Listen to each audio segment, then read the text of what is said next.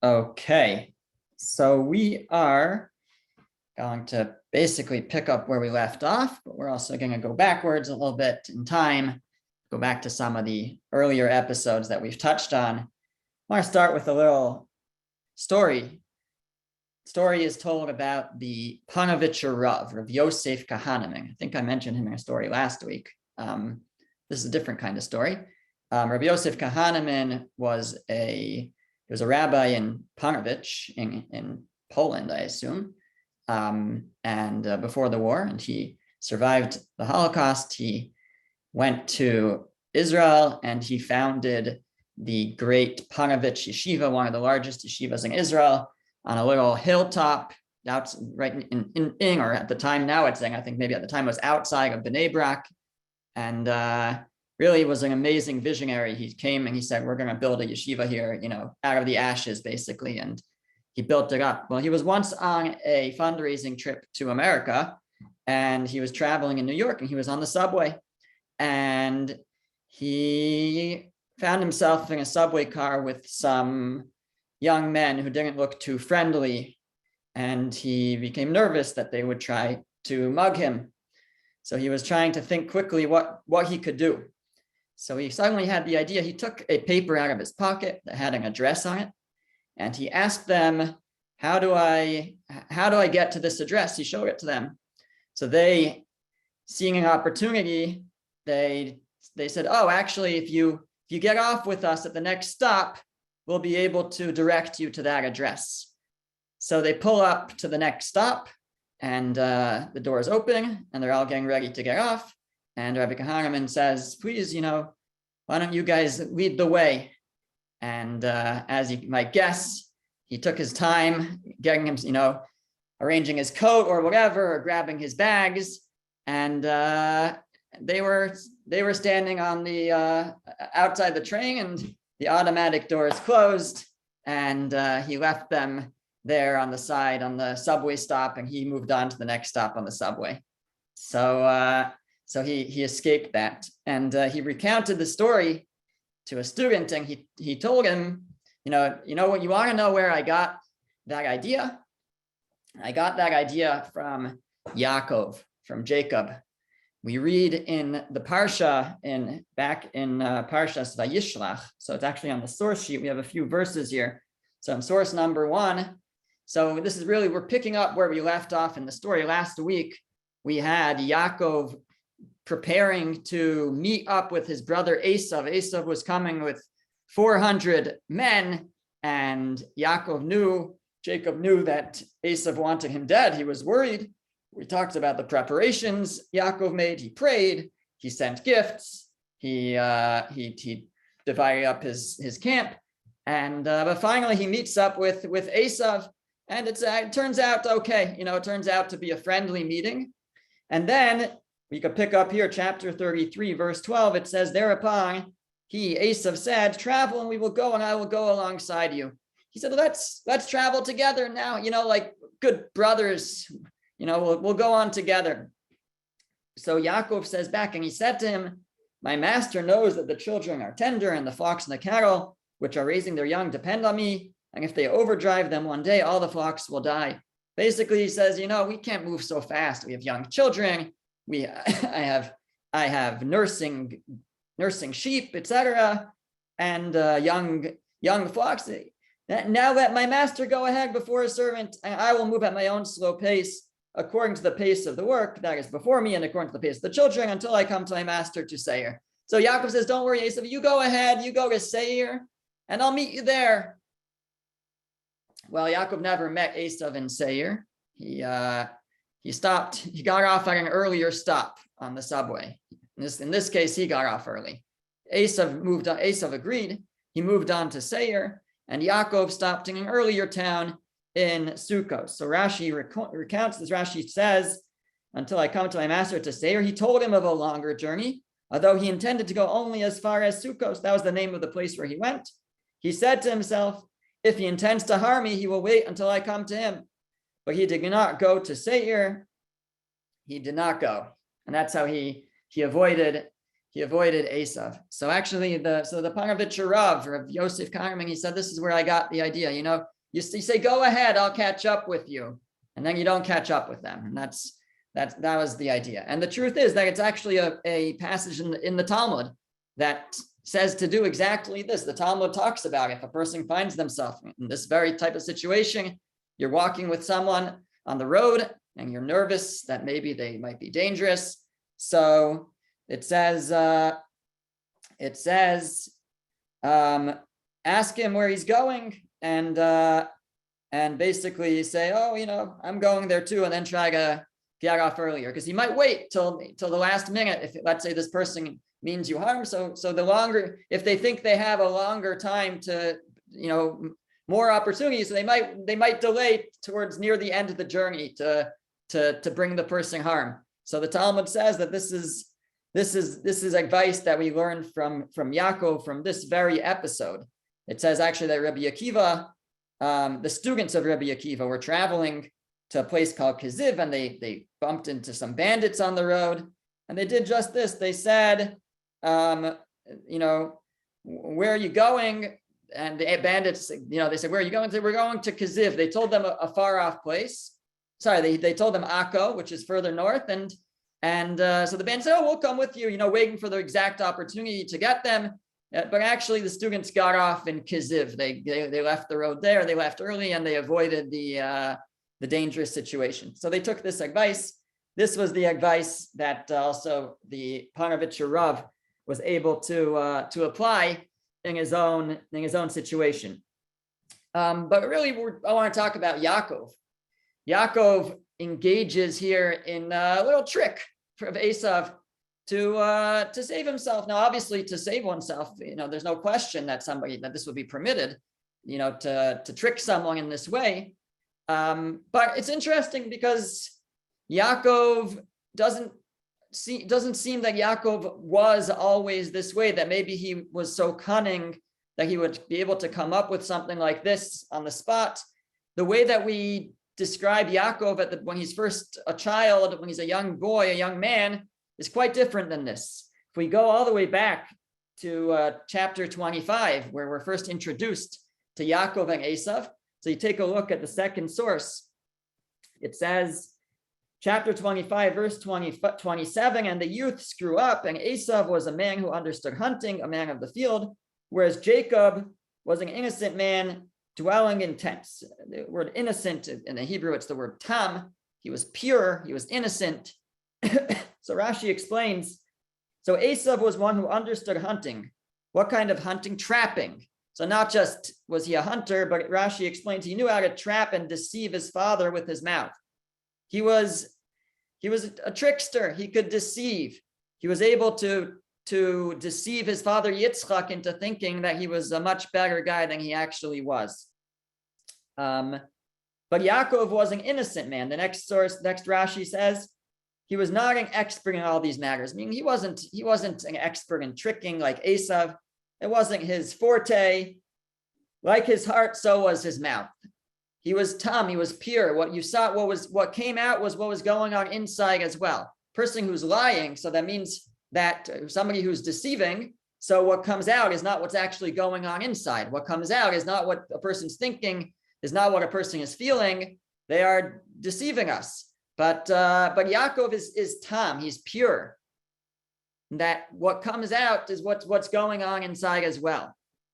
So he wasn't a trickster. A person who is, and Rashi actually says explicitly, a person who is not astute at deceiving is called tam, innocent. So Yaakov is defined literally when he's a young man as a tam. He's somebody who's simple in that he's pure. He's what's inside is what's out. He was not astute at tricking. That wasn't what he was known for. And he's even described he wasn't good at it. It wasn't his strength. And what did he do? He was dwelling in tents, it says. What does it mean he was dwelling in tents? So Rashi tells us from the Midrash, the tent of Shem and the tent of Aver. Shem and Aver were known as the heads of the yeshiva of that time. Shem was actually one of the sons of Noah, and Aver was a descendant of his. And and they were the teachers of Torah of that time, whatever exactly that meant, the tradition of Torah that they had before. This is before the Torah is given at Sinai, but there was a Torah that was being studied, handed down from, I guess, from Adam, that something that maybe some of these great luminaries were able to discern through their divine inspiration, through prophecy. So Yaakov was known as somebody who was pure and somebody who was dwelling in tents. He was somebody who was engaged in Torah study. That's who Yaakov was. So he wasn't always this skilled trickster that he seems to become later in his life. What makes it more fascinating is we've mentioned already a few times that Yaakov is known actually for his trait of emes, of truth, of honesty. We've mentioned that Abraham is known for chesed, for kindness. Yitzchak is known for gevura, for strength or restraint. That's God-fearing. He was very, in control. And Yaakov is known for his attribute of truth, of emes. And it's in fact a verse in the book of Micha in the prophets. So in the book of Micha, it says in chapter 7, it's actually a prophecy or a prayer for the future when God will forgive all our sins. And it says there, you shall give the truth of Jacob, the loving kindness of Abraham, which you swore to our forefathers from days of yore. So we're praying to God, or it's a prophecy that God will give us truth, whatever that is, and loving kindness, but it attributes the truth of Jacob, and in the Hebrew it's emes leYaakov, that Yaakov is associated with emes, with truth, and while Abraham represents kindness, and Yitzchak represents might, or maybe justice, and Yaakov represents emes, truth. So it becomes even more interesting, because if we look throughout Yaakov's life, besides for right here when we're first introduced to him, we don't really necessarily get that sense that he's such a man of truth. We have numerous occasions where he seems perhaps to act not fully with this attribute.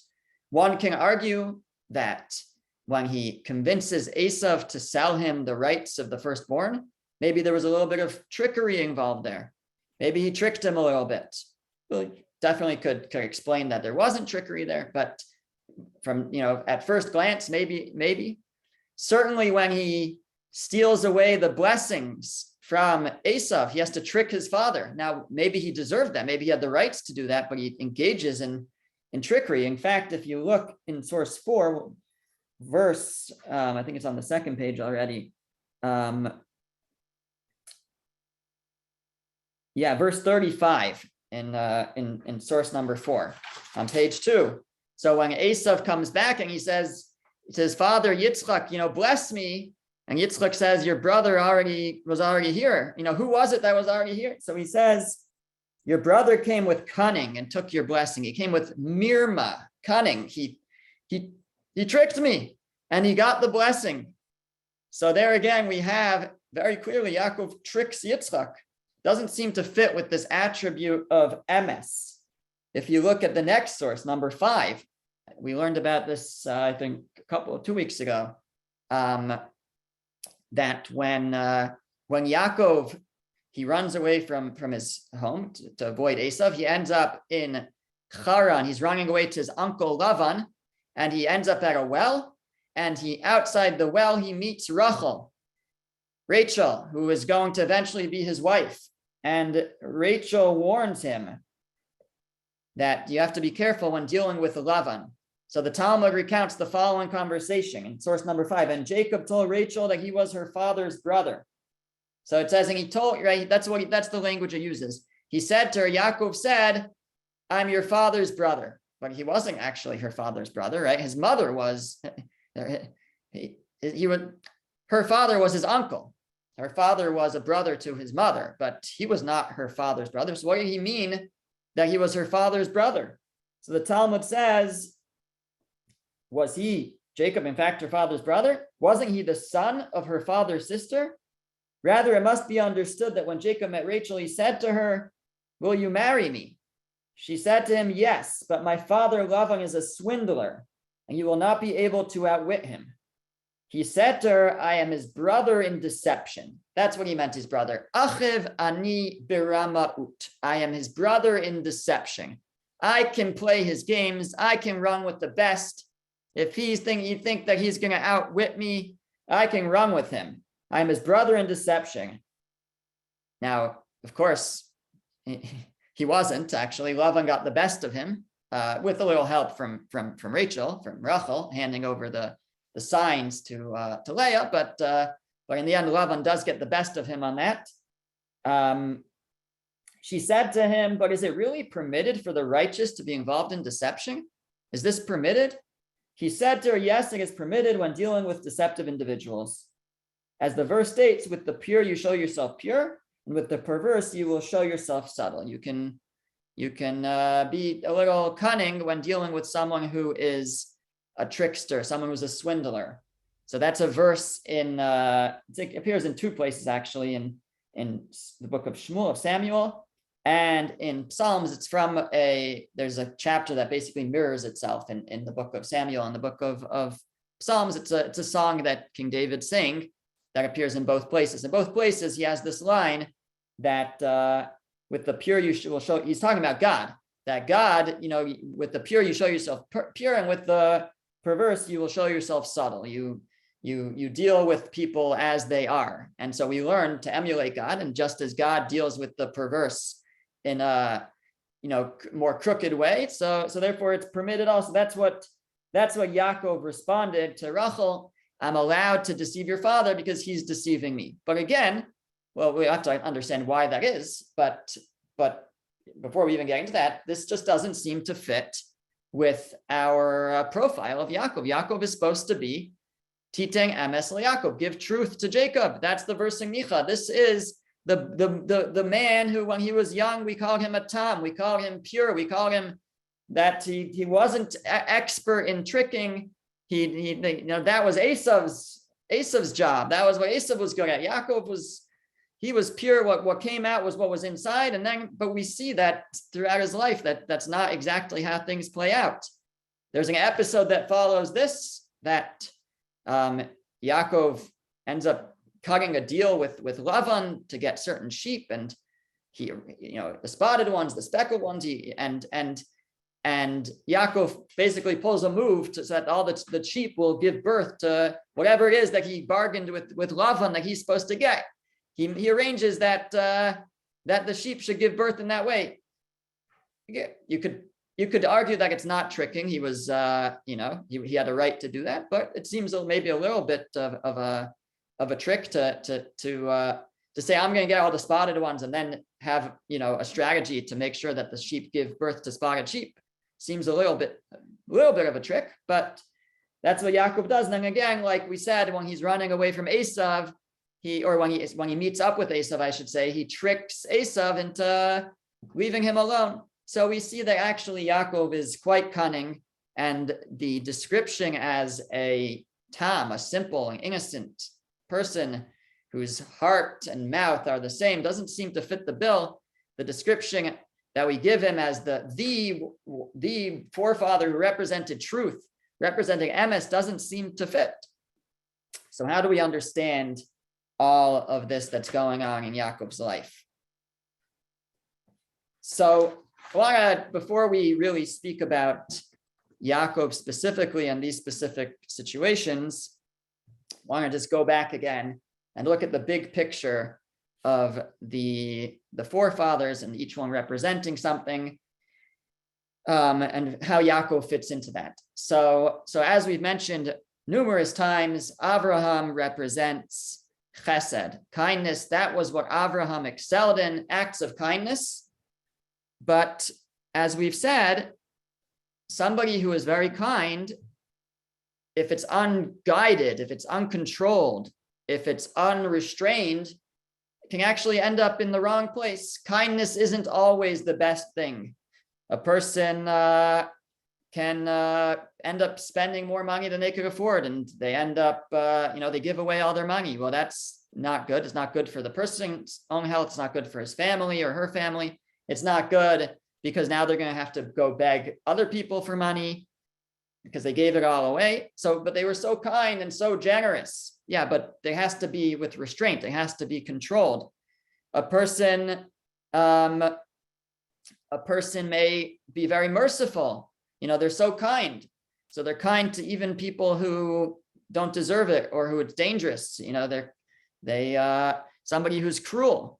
If they're treated with kindness, that can end up hurting others. So it's not always the best thing to be kind. You could end up making somebody very dependent because you're so kind to them and not give them the ability to function on their own. So there are times where kindness has to be restrained and is not always the right answer. So you need a little bit of gevura, a little bit of strength, a little bit of restraint to guide that kindness. Yitzchak was represented by gevura, by restraint. He was able to hold himself back. He always lived, we said, with fear of heaven. Every decision was weighed. Is this the right thing to do? What if it's the wrong thing to do? Which is a very good attribute, but also can have negative consequences. A person may hold back too much because of that. Won't be active enough, won't actually get things done as a result. They may be too focused in on themselves. This trait of gevura, of restraint, is actually a very inward focused. It's, how am I doing with my relationship with God, which is such an important question, but there also has to be looking out to others at the same time. A person can become too self-centered as a result of that. A person needs chesed, they need kindness. They also need to be looking at others. So it has to be done with the proper balance between chesed, kindness, and gevura, and restraint. And that is where this third attribute of emes, of truth, comes in. Emes, truth, is what synthesizes all the other traits and makes sure that they are in the, being channeled in the right amounts with truth. Is it true kindness? Is it true restraint? Is it the right dose, the right measure of each of these attributes? And that's where the trait of emes comes in. It's the ability to see truth, the ability to weigh things for what they really are, to recognize, is my kindness kindness? Is my restraint proper restraint? Is it really fear of heaven? Is this the proper path?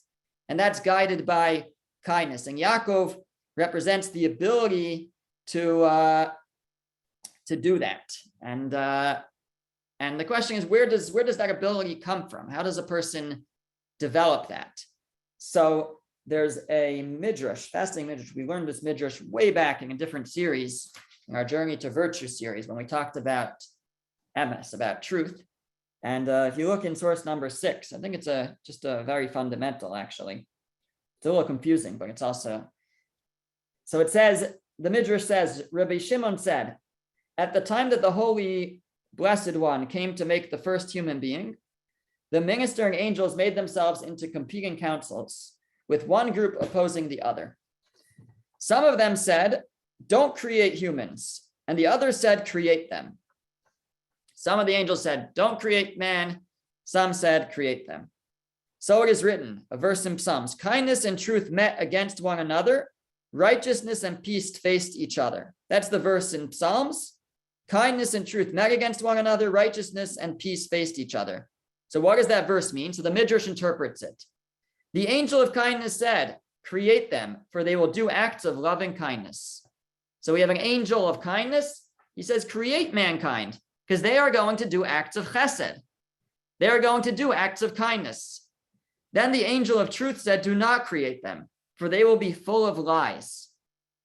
The angel of righteousness said, create them, for they will establish justice. The angel of peace said, do not create them, for they will be in constant strife. What did the Holy One, Blessed One, do? He grabbed up truth and hurled it to the earth. So it is written in the book of Daniel, you hurled truth to the earth. It's obviously very confusing and unclear what exactly is going on in this midrash. But I know when I was reading it earlier today, I just noted, we have an angel of kindness saying, create them. People are kind. People love kindness. And it's true. People are just. People love justice. They seek justice. The question is, do they do so properly? Is it controlled? Is it restrained? Is it guided? Is it emes? Is it truth? Here the Midrash says, do not create them, for they will be full of lies. While they might be loving kindness, and they might be loving justice and seeking justice, but they're not necessarily going to get it right, it says. That's what it's telling us. They are going to be full of lies, full of sheker, is the Hebrew. They don't have emes, they don't have truth. So what does God respond? God says, it says he grabbed up truth and hurled it to the earth. And it's based on a verse in Daniel. So he throws truth to the earth. Now, what is this supposed to represent?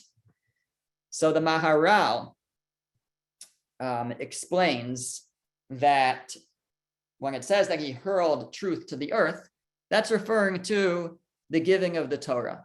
He gave the Torah. It's true. Man on his own is full of lies, meaning we are human. We are subject to our traits, our attributes, our biases. All of that impacts our decision making.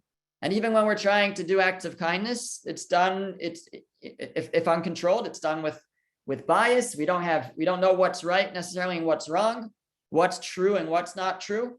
We need something to guide us. How do we know? How do we know what's right and what's wrong? How do we know where to draw the line? What's proper, what's not proper? What is actual kindness, what's not? So we need something to guide us. Otherwise, we are full of lies. That's the Torah. God says, don't worry. I'm going to give them the Torah. I'm going to give them the Torah to guide them. And that will be how they will be able to make the right decisions. And that will be how their kindness will be guided. Their justice will be guided. It will be guided through the Torah. So, and then with the Torah, so we can develop our traits. We can overcome our biases. We can be guided as to what is a proper way to conduct ourselves and what's not. So now it makes sense that Yaakov is the one who is associated with truth, because we also just learned that Yaakov was the one who was Yoshev Olim, he dwelt in tents. He studied Torah. That's what he did when he was young. And he developed this trait of truth, of emes. It's interesting actually. There's in Pirkei Avos, Ethics of the Fathers. So there's a Mishnah right towards the beginning, so I think somewhat famous, right? It says that the world stands on three things: Torah, avoda, service of God, and acts of kindness. So many commentaries tell us that these three pillars of which the world stand on are the three pillars of the forefathers. So acts of kindness, that's Abraham. Service of God, avoda, that's Isaac. Yitzchak was almost an offering himself, right? He was brought almost as an offering. He represents avoda, service of God. And Torah, that's Yaakov. Yaakov represents Torah. And that's what we see actually in this verse that we read about from Yaakov's early years. So you go back to source number 2. It says, whereas Yaakov was a tam, he was innocent, he was pure, dwelling in tents. Tam, we said, means pure. He was true. He was what was on the inside was what was on the outside. He was a man of truth, and he was dwelling in tents. He was studying Torah, and that's where Yaakov develops the ability to know truth, to know how to conduct himself in given situations. What's the right balance? how do you balance gevura, restraint, with chesed, with kindness, and all the other traits? So Yaakov, from a young age, he develops this trait, this attribute of emes, of truth, through his Torah study. Now, I was trying to figure out where we see this emerge, where he conducts himself with the proper balance. And I didn't like pinpoint anything specific. I have to, I guess, think about each of these scenarios more. Yaakov, we have a tremendous amount in the Torah about Yaakov's life. He goes through so many different complex relationships and scenarios. He has his relationship with his brother Esav. He has the whole complex scenario with his wives and switching and the children. Leah has 6 children before Rachel has any. These are very challenging situations. He has his father-in-law Lavan, who's like a trickster and tricking him out of everything. He has later again, he meets up again with Esav. He has his sons Shimon and Levi attack the city of Shechem. He has his son Yosef is ripped away from him for 22 years, and then he meets up with him again. Is just really complicated life, you can say. And probably if we, again, I didn't go through and think about it so carefully, but I think if you go through all those scenarios, we don't really see Yaakov like mess up really, himself. He seems to have to make the right decisions in all of these relationships. Actually, maybe a little bit with Yosef, we get that he may be trying to favor Yosef, the sages say so much, but for the most part, dealing with very difficult people or very difficult situations, he seems to make all the right calls with Lavan and with Esav and with his family. And perhaps on closer examination, we can explore if we can find that balance of, how kind to be, how restrained to be, how to deal. Do we take an approach of justice, of letter of the law, or maybe a more kind approach? Perhaps for another time, or you can do that as homework. Try to consider that. But this is the idea that Yaakov, through Torah study, develops the trait of emes, the trait of truth, and ultimately he perfects this. Each of the forefathers perfected his own trait, and ultimately Yaakov perfects the trait of emes, of truth. And the way that I saw one commentary explain the verse in Micha, it says, "You shall give the truth of Jacob." That we can interpret that also that, again, in the Hebrew, it's titeng emes le Yaakov. You give truth to Jacob, and that God granted him truth. And this is connected to an idea of Rabbi Moshe Chaim Luzzatto, who writes about a specific trait, but Rabbi Chaim Friedlander, it really applies to all our traits that we're developing, that the beginning is effort and the end is a gift, meaning that a person can never perfect a trait on their own, but if we strive and we work hard to perfect it as much as we can, God may grant us that in the end, the perfection in that area. And he says that's what it's saying over here, that ultimately Yaakov, he worked on it, and God graced him with that sort of that cherry on top, that perfection in this trait of emes. So now that we've developed that, now this kind of only compounds the question. So if he was so perfect in this trait of emes, if he reached perfection, so how come it doesn't seem that way? How come we repeatedly see that Yaakov is engaging in subterfuge and trickery? It seems to go against his best trait. So I didn't see anybody put it this way, but this is the way that I was thinking about it, which is that what we've described about chesed, kindness, and what we've described about gevura, restraint, and justice, and those traits, is that you can have that trait, and then within that, there's an emes, there's a truth. So you can have kindness, but there could be a kindness that's not really a true kindness. Meaning, if it's misguided, then it's not true kindness. If it's off the mark, if it's not helping the person, you think you're helping the person, you're doing an act of kindness, you're not really helping them, that's not emes. It's not true kindness. In the trait of fear of God as well, a person can think they're acting in a God-fearing way, but it could be misguided. It could be that they're not, they're restraining themselves too much. They're holding back too much, perhaps. That's a fear of heaven that's misguided. It's not emes. So I thought maybe one way we could introduce this is that maybe even within emes, within truth, there could be misguided emes. There's emes within emes. There's truth within truth, which means that there are times where the truth is not the emes. The sticking to the sort of the letter of the law, the absolute truth is not the way a person of truth should conduct themselves in a given situation. To take the obvious example from this, what we've described so far. Yaakov is running away from Esav. He needs to escape. He needs to go. He needs to save his family. So should he be in that situation? Should he say, I'm a man of truth. I'd never tell a lie. And therefore, I am going to tell Esav, you go on to Seir, but I'm going to drop you on the way and get off a subway stop early to escape from you, right? Obviously not, right? That he needs to save his life. That would be, he'd be telling the truth, but that wouldn't be the proper truth. That wouldn't be the emes within emes. It wouldn't be the truth within the truth, meaning it's not the true way to conduct oneself with truth in that situation. So a person has to be able to choose the true path within truth as well, within that attribute.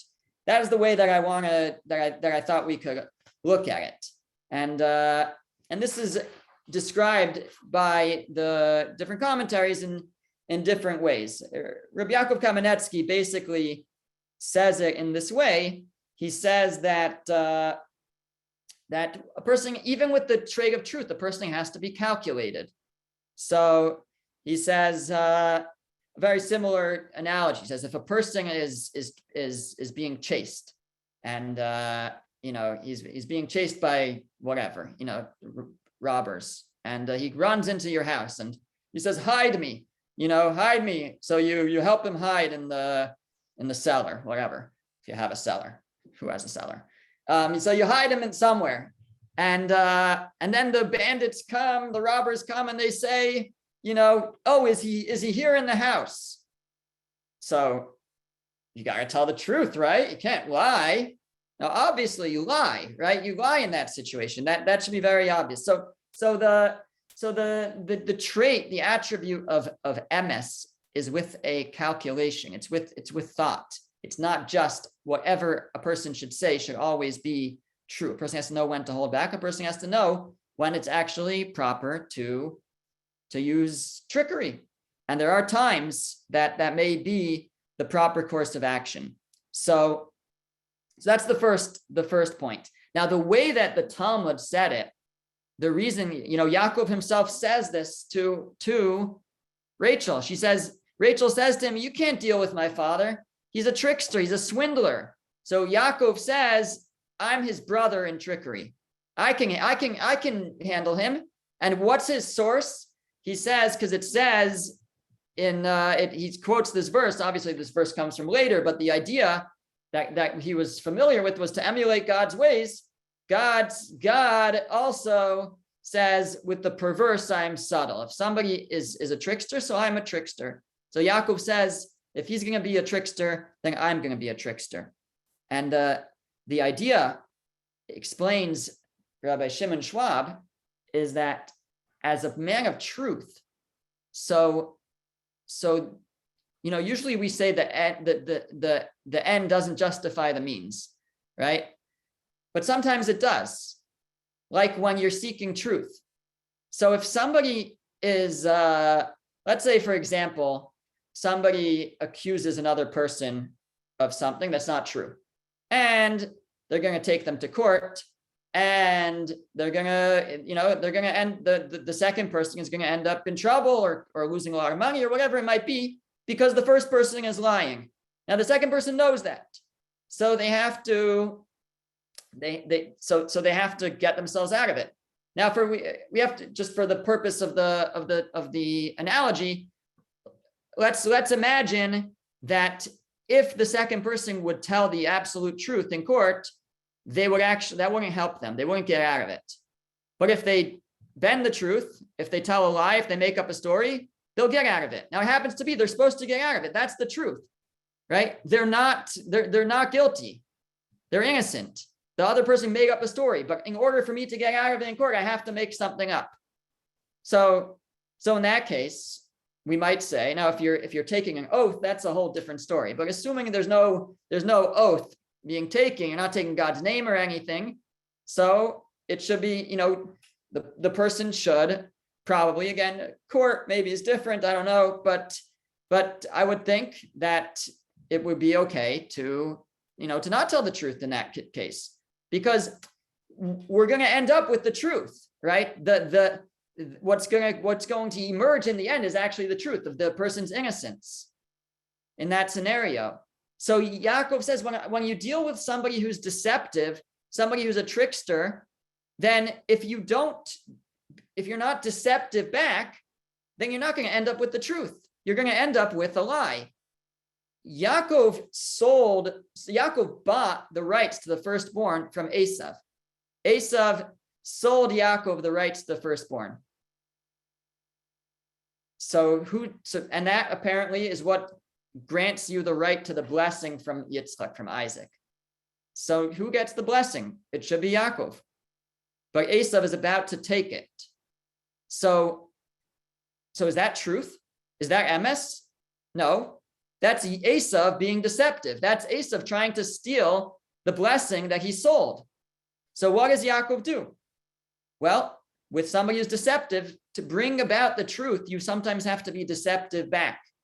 So it could be that this is actually Yaakov's trait of Emes, of truth. In this case, is to trick back, because that's going to bring about the truth. Because in the end, the person who deserves the blessing, the person who has the right to the blessing, is going to get the blessing. It's going to take a little subterfuge. It's going to take a little trickster, a little trickery.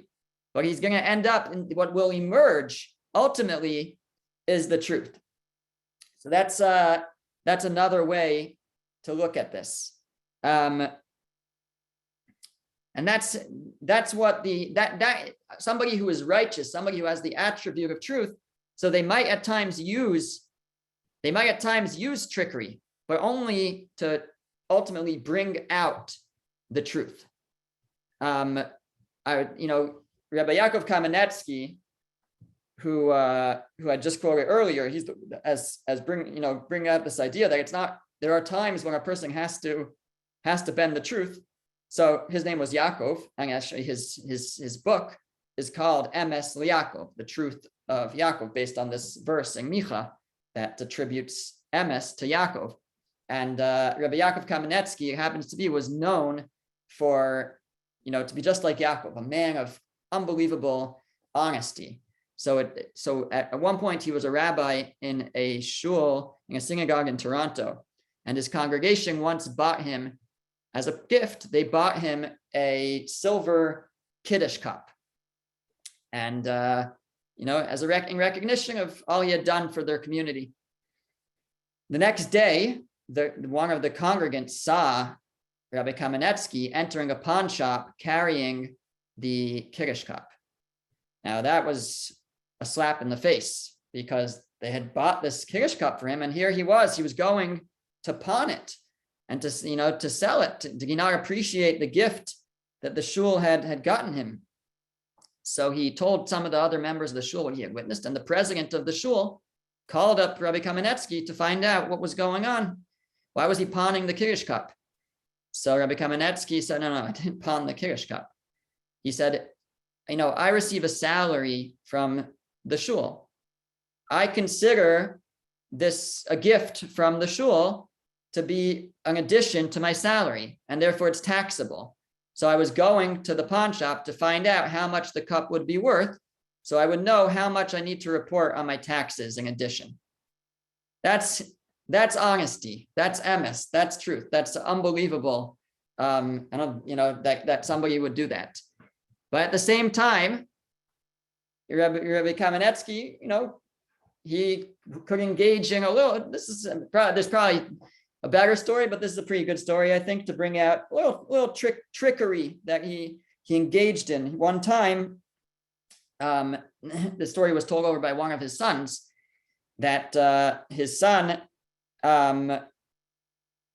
was visiting with his father, and his father, Rabbi Yaakov Kamenetsky, asked his son to please stay. His son was in his 40s at this point. He said, please stay. I want you to be here. There's a father and a daughter coming to speak with me, and I want you to be present while they're here. Okay. So he didn't really understand why, but the son said, okay, if that's what you want, so I'll stay. Usually it was the opposite. Usually if somebody was coming to discuss something, so the rabbi would not want others present because they wanted people to have their privacy. In this case, he asked his son to stay.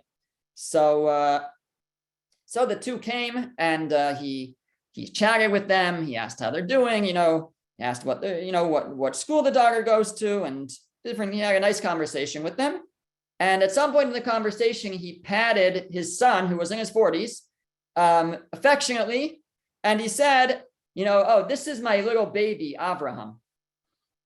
So, and then he continued the conversation, and then the visit was over, and the visitors left. So the son, Rav Avram, he was very confused. Like, what just happened? What was this all about? Why did he want me to stay? His father never referred to him as my little baby, and now he was in his 40s. It just seemed very strange. So he said, what just happened? So Rabbi Yaakov explained. He said that you have to know what just happened. This father and his daughter, she's the youngest in her family, and they had a very good relationship. And the father was a guide, and she learned from him, and she absorbed and accepted what he taught her, and everything was going well until one day the father introduced her to a friend, and he referred to her as my little baby, and she was the youngest in the family. Now she was very embarrassed by this, and basically from that moment on, the relationship began to go downhill, and eventually it reached the point where they were barely talking, and they were concerned about what would happen to her, what would happen to her relationship with her father. So the father had asked Rabbi Kamenetsky what to do. So Rabbi Kamenetsky said, why don't you come visit with me, and you could bring her along.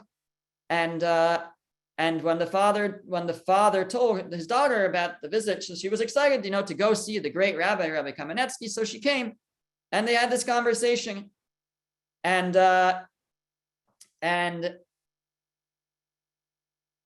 basically he told the father to come specifically when his son Abraham would be there. This 40-year-old son, he wanted him to be there for this very reason, and the reason was so that he could say in front of her, refer to his son as my little baby. And indeed, when she left, she told her father, she said, I see, Dad, that even Rabbi Kamenetsky called his son his baby, even in front of strangers. And he's already a grandfather. Not the son, but probably. But so apparently it's just an expression of love of a father to his child, and from that day on, everything was fine again between her and her father. So I saw the story. I said it's a trick. He totally set her up for that, right? He tricked her into thinking this. He doesn't call his son his baby.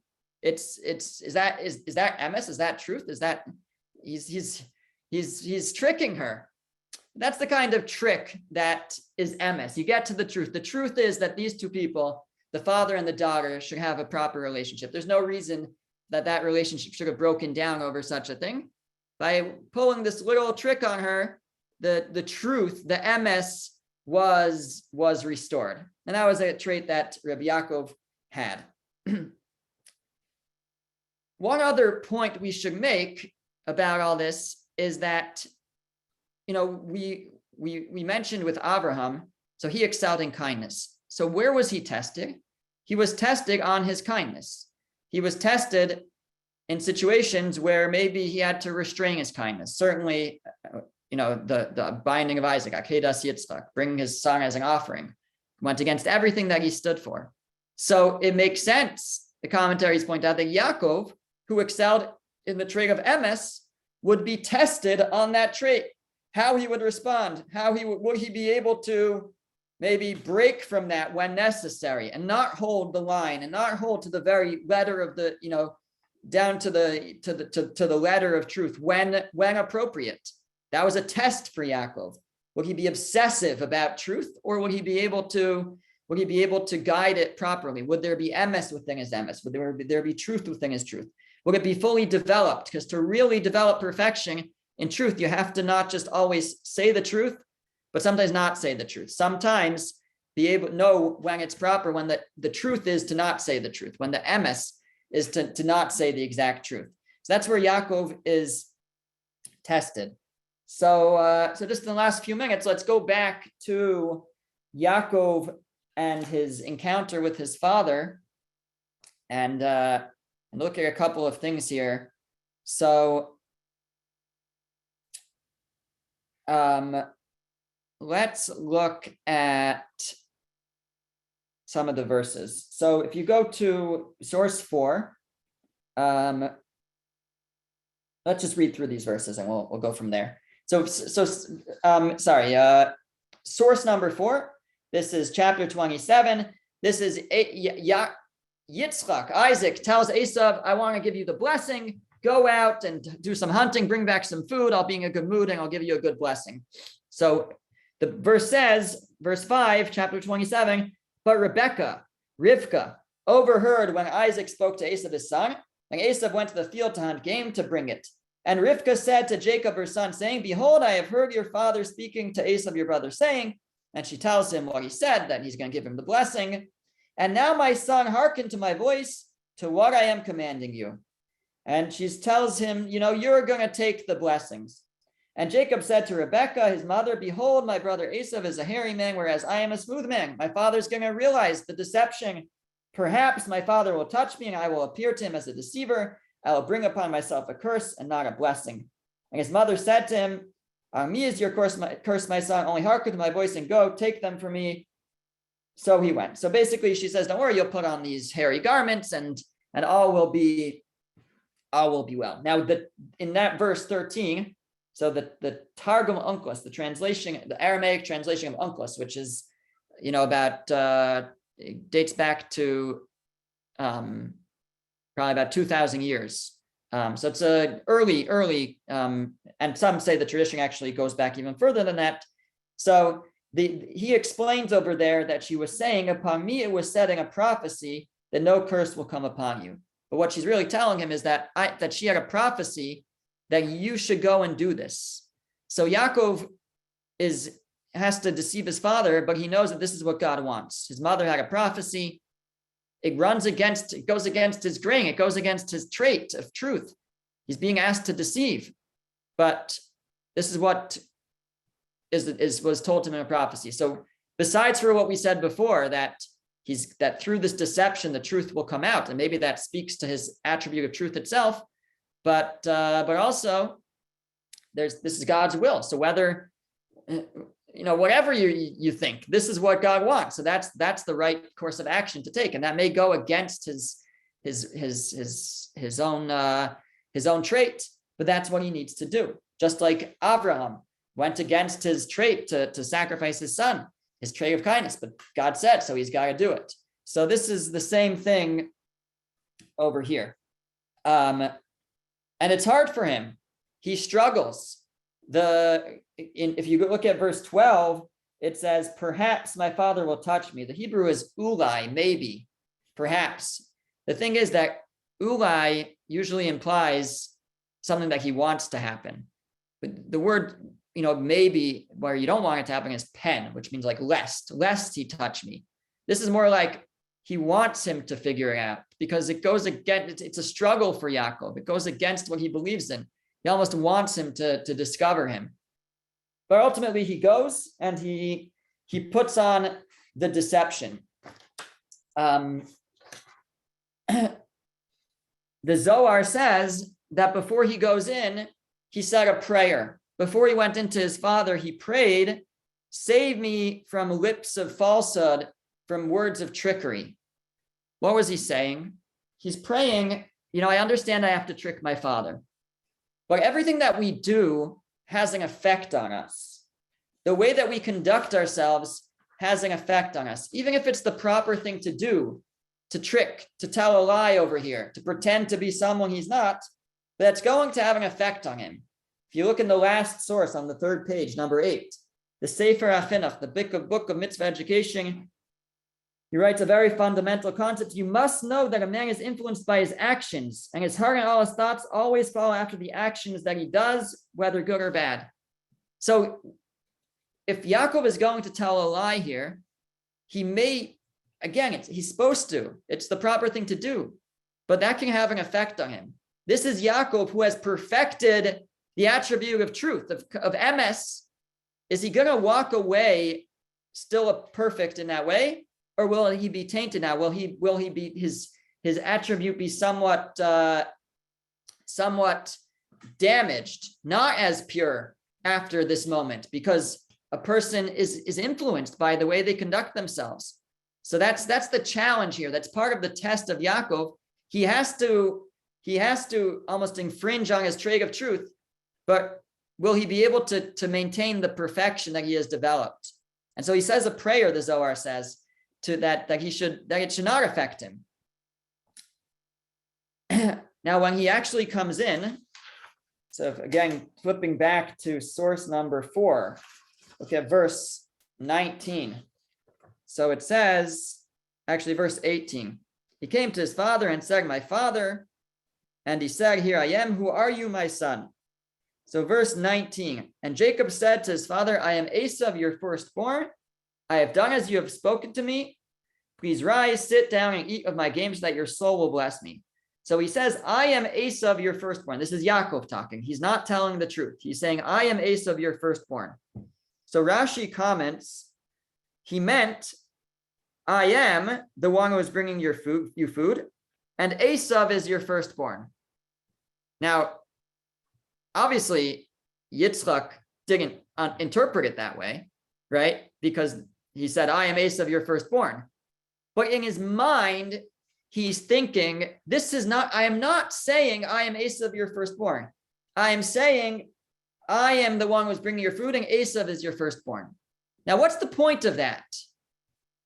What's the point of that? At the end of the day, he's lying to his father. He's tricking his father. The answer, says Reb Chaim Friedlander, is he's doing it for himself. For himself, he's not telling a lie because he doesn't want that to have an impact on him. He wants to remind himself, although I need to bend the truth here, I don't want that to affect me. This is something I perfected. The way that we talk, the way that we act impacts us. And therefore, Yaakov, in his own mind, he's thinking, this is what I'm really saying. I'm not lying. I am Yaakov, and Esav is your firstborn. And that way he maintains his level of truth. That's how Reb Chaim Friedlander explains it. Okay, so we said a lot tonight. Try to just summarize a quick run through of what we said. We saw that Yaakov engages in numerous occasions in what seems to be trickery. He tricks Esav, you go ahead, I'll wait back here. He tricks his father Yitzchak into thinking that he's Esav. He says he's going to deal with Lavan with trickery. Maybe he does a little bit, unclear, but how do we reconcile this with Yaakov's attribute of Emes, of truth? Titeng Emes Yaakov, grant truth to Jacob. So the answer is, first of all, we said that we built it up that Yaakov, first of all, developed the trait of truth through his Torah study. That's how a person develops truth. That's how a person develops Emes. That's what guides a person in their acts of kindness, to act truthfully, to act properly, to make the right decisions in kindness. That's what can guide a person to make the right decisions in fear of heaven. And within truth itself, there's truth. Within Emes itself, a person has to know what's the true way to conduct oneself with truth. And that's where that's how we can understand how Yaakov makes his decisions here. Sometimes you don't tell the exact truth. Sometimes it's not the right thing to do. Certainly if it's going to be dangerous, if somebody is dealing with somebody who's a trickster. So a man of truth wants to bring about the truth. The end justifies the means sometimes.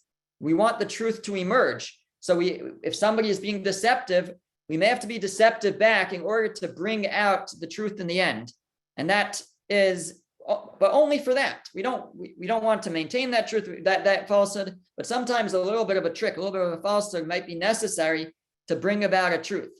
Like in the story with Rabbi Yaakov Kamenetsky, where he tricked this girl into thinking that he calls his son my baby, to bring about truth, to bring about the relationship that should have been there the whole time between her and her father. And that's what Yaakov is doing throughout. He's restoring truth. If Esav is going to try to take the blessings from him, when Yaakov deserves them, he could trick back to get them back, because ultimately the truth will come out that way. If Lavan is going to conduct himself with trickery, I am his brother in trickery. I'll trick him right back, because that's going to bring about truth. But it's not easy for Yaakov. Yaakov has perfected this trait. This is where he excels. This is the test, is whether he can do it. His mother even tells him it's a prophecy. You have to do it. You have to trick your father. It's hard for him. He struggles with it. But in this case, this is the proper conduct to take. But again, because Yaakov has perfected this, the part of the test is, will he be able to emerge unaffected? Will he be able to emerge without with being as true as he was when he came in? And in order to do that, he's careful. He's mindful. He says a prayer. I want to emerge with, don't let me be someone of falsehood. And he's careful in his own mind to justify sort of to himself, I'm not lying, because if he's lying, then that could affect him in the future, becomes a part of him. I can teach him, for myself, at least I could be telling the truth. That way he can emerge afterwards with the perfection in this trait of Emes, the trait of honesty and truth. All right, stop there.